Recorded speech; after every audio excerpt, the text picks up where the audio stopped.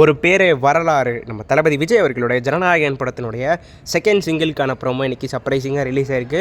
So நேற்று வந்து பார்த்திங்கன்னா கேவிஎன் ப்ரொடக்ஷன்ஸ் ஒரு போஸ்டர் வந்து வெளியிட்டு டிசம்பர் 18 செகண்ட் சிங்கிள் வருதுன்னு தான் சொல்லியிருந்தாங்க. பட் இன்றைக்கி வந்து பார்த்திங்கன்னா பாட்டினுடைய பெயருடன் ப்ரோமோ அப்படிங்கிறது ரிலீஸ் ஆகிருக்கு. ஸோ அந்த ப்ரோமோவில் ஒரு சில விஷயங்கள் டீகோட் பண்ணியிருக்கோம். இதெல்லாம் பார்த்தாலே வந்து 100% இது கேசரி ரீமேக் மாதிரி தான் தெரியுது. ஸோ வீடியோ ஃபுல்லாக பாருங்கள், எல்லாத்தையும் புட்டு வச்சுருக்கேன். ஸோ வாங்க வீடியோக்குள்ளே போகலாம்.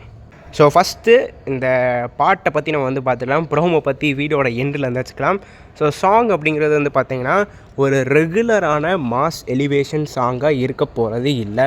இது வந்து பார்த்திங்கன்னா ஒரு மக்களுக்காக நிற்கும் தலைவனுடைய ஒரு எலிவேஷன் சாங்காக இருக்க போகுது. ஸோ இப்போ ஹுக்கும்லாம் எடுத்துக்கிட்டிங்கன்னா இவன் பேரை தூக்க 4 பேர், பட்டத்தை பறிக்க 100 பேர், குட்டிச்சவத்தை எட்டி பார்த்தா உசுரை கொடுக்க கோடி பேர். ஸோ அந்த மாதிரி ஒரு எலிவேஷன் சாங்காக இருக்க போகிறது இல்லை. ஸோ இந்த பாடல் அப்படிங்கிறது மக்களுக்காக நிற்கிற ஒரு தலைவனுடைய ஒரு எலிவேஷன் சாங்காக தான் இருக்க போது. அதேமாதிரி நான் ஹுக்கும் பாட்டை வந்து ரெஃபரன்ஸாக சொல்லிட்டேன்னு சொல்லி ரஜினி சார் ஒன்றும் நான் ஹேட்லாம் பண்ணல. எனக்கு ரஜினி சாரையும் பிடிக்கும். நீங்கள் விஜய் சார் படத்துலேயே நிறையா லைன்ஸ்லாம் இருக்குது. பேடாஸ்லாம் பார்த்தீங்கன்னா பல ராஜாக்களை பார்த்தாச்சுடா அந்த மாதிரி லைன்ஸ்லாம் வரும். ஸோ ஜஸ்ட் ஒரு எக்ஸாம்பிளுக்கு ஹுக்கும் வந்து சொன்னேன். இவன் ஹுக்கும் சொல்லிட்டா ரஜினி சாரை ஹேட் பண்ணுறேன் அப்படிலாம் கிடையாது. அந்த மாதிரி எலிவேஷன் சாங்காக இருக்காது. அதுக்கு வந்து ஒரு எக்ஸாம்பிளாக தான் சொன்னேன். ஸோ யாரும் தப்பாக எடுத்துக்க வேண்டாம். ஸோ அதே மாதிரி ஒரு சில ரூமர்ஸ் வந்து சோஷியல் மீடியாவில் ஸ்ப்ரெட் ஆகிட்டு இருந்துச்சு.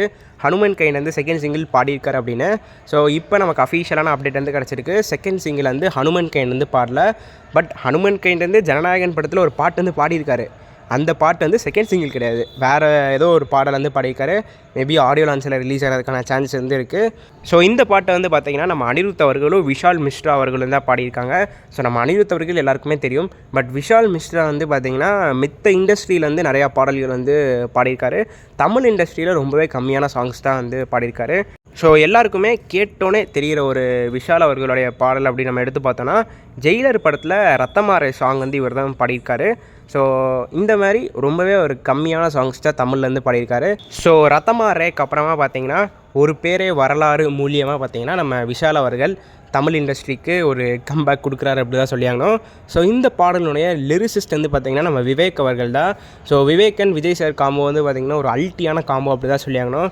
ஸோ மெர்சல் டைம்லேருந்து இப்போ வரைக்கும் ரிலீஸ் ஆன இவங்களோட காம்போ சாங்ஸ் எல்லாமே பார்த்திங்கன்னா பிளாக் பஸ்டர் ஆகிருக்கு தான் சொல்லியாங்கணும். ஸோ அடுத்த பிளாக் பஸ்டர் நாளைக்கு ரிலீஸ் ஆகுது அப்படிங்கிறத இங்கே ஷேர் பண்ணிக்கிறேன். ஸோ நம்ம வீடியோவோட எண்டுக்கு வந்து வந்துட்டோம். ப்ரோமோ பற்றி பேசிக்கலாம்.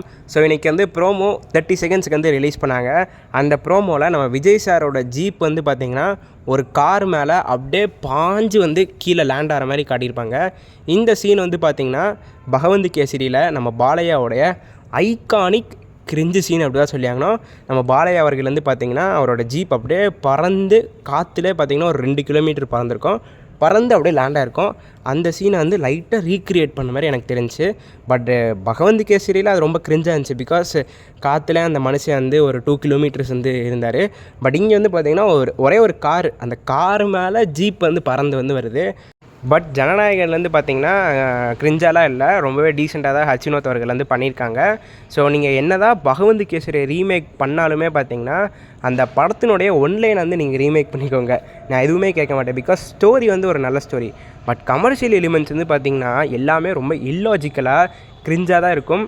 நீங்கள் அதை அப்படியே எடுத்து இங்கே ரீக்ரியேட் பண்ணணும்னு நினைக்காதீங்க. கொஞ்சம் டீசெண்டாக இப்போ இந்த ப்ரோமோவில் காட்டுற மாதிரி காட்டினீங்க அப்படின்னா ரொம்பவே நல்லாயிருக்கும் அப்படின்னு சொல்லிட்டு இந்த வீடியோ வந்து நான் முடிச்சுக்கிறேன். ஸோ எத்தனை பேர் செகண்ட் சிங்கிளுக்கு வெயிட் பண்ணுறீங்க அப்படிங்கிறத மறக்காமல் கீழே கமெண்ட் பாக்ஸில் பதிவு பண்ணி போங்க. இந்த வீடியோவோட தான் இந்த வீடியோ நான் இதோட முடிச்சுக்கிறேன். அடுத்த வீடியோவில் சந்திக்கும் வரை நான் உங்கள் NK. நன்றி, வணக்கம்.